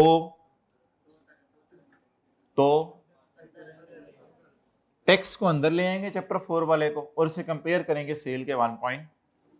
अब ये लेके जा रहा था 34 मिलियन, गवर्नमेंट ने कहा तुम 34 लेके आ रहे हो, कम से कम 34 ही देगा, फिर 34 ही देगा, 34 इसको बाहर ले आए, डन। अब क्या रह गया, वो जो ये को प्राचे थे, प्राचों को कटा था ना शेखों से, प्राचों को वापस बुला ले, शेखों पे लगा दिया आप लोगों ने टैक्स, शेख भी टैक्स देते हैं अल्हम्दुलिल्लाह, आजकल शेख सखी हो गए हैं अल्हम्दुलिल्लाह। ऐड इंशाल्लाह सबको क्लास में खुश रखा जाएगा, अभी गुजरों की तारीफ करेंगे हम इंशाल्लाह। ऐड टैक्स ऑन सेपरेट, किसी अरबी को अजमी पे, किसी गोरे को किसी काले पे कोई फौकियत हासिल नहीं है। अच्छा, टैक्स ऑन सेपरेट ब्लॉक 22 के ऊपर टैक्स निकालना है। अच्छा my dear, now we are very much परेशान अबाउट दिस बिकॉज इसका होल्डिंग पीरियड मुझे अलग लग रहा है सवाल में, इसका होल्डिंग पीरियड अलग लग रहा है, मुझे लग रहा है दोनों के रेट अलग अलग लगाने पड़ेंगे, मुझे लग रहा है। बाकी वो इंशाल्लाह अभी मैं खोलूंगा तो आपको खुद ही पता चल जाना था कि इन दोनों के रेट अलग अलग होंगे 8 के और 14 के, क्योंकि दोनों की डेट ऑफ परचेज, कोई नई पुरानी वाला चक्कर याद है?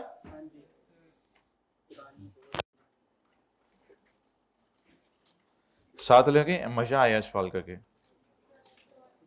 ये मजा मैं लेता रहूंगा जब तक सर कहेंगे ये मजे है, ये मुझे सर कह रहे हैं कि आपने आते रहने हैं। जिस दिन ये लोग कहेंगे ना बोरिया बिस्तरा चौकते जा, मैं उस तू एक दिन बाद जाऊंगा, की पता अगले दिन बुला लें दोबारा। जी माय डियर, चैप्टर नंबर कौन से? टान टान। भाई घंटी बजा दो यार, 2 मिनट ऊपर हो गए यार, जान दो यार।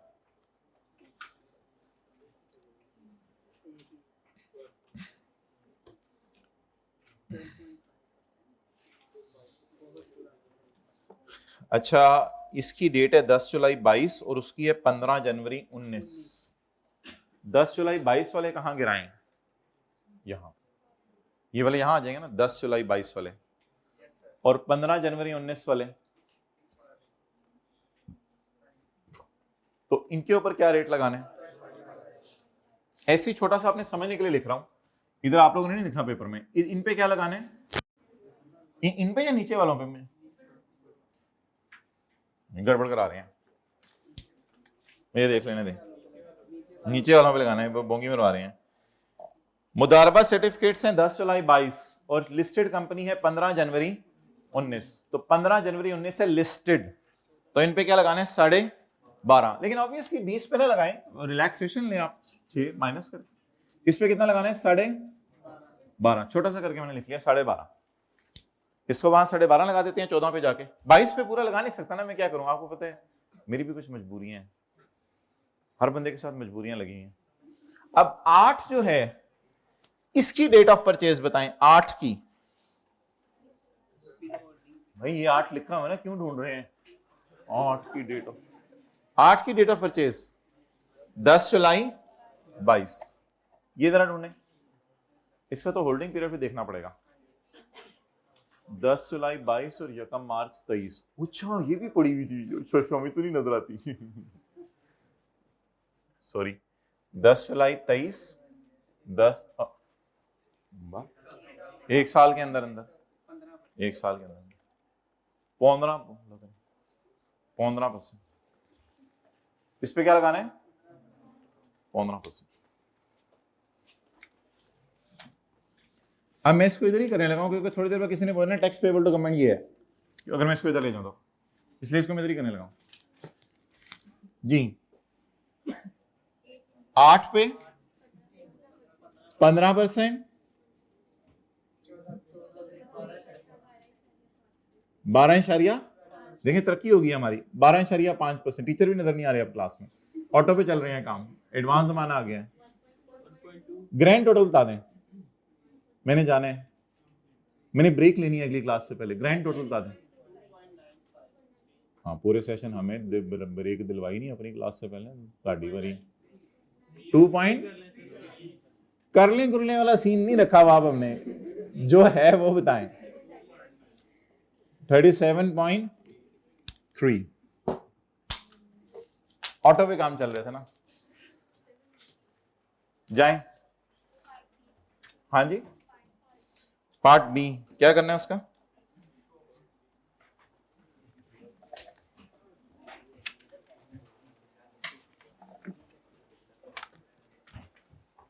चलें जी, हाथ आगे कर दें जो पूछ रहे हैं कि सिलेबस खत्म हो गया या नहीं, हाथ आगे करें।